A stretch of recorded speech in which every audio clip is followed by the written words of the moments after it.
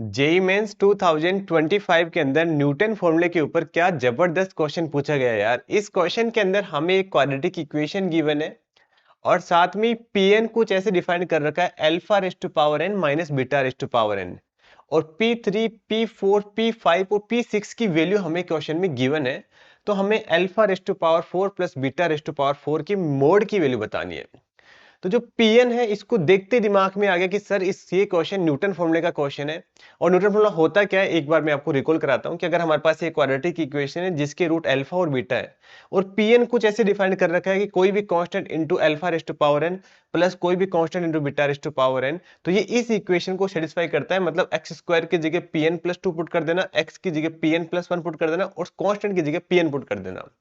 तो यहां से अपन क्या बोल सकते हैं कि ये जो Pn है ना वो इस इक्वेशन को सेटिस्फाई करेगा, Pn प्लस 2 माइनस का a इंटू में Pn प्लस 1 माइनस का b इंटू में Pn को।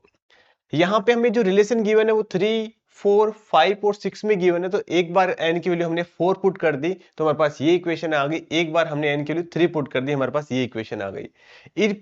P3, P4, P5, P6 के लिए यहाँ पे अपन पुट करेंगे, सिंपल हमारे पास ये इक्वेशन आ जाएगी।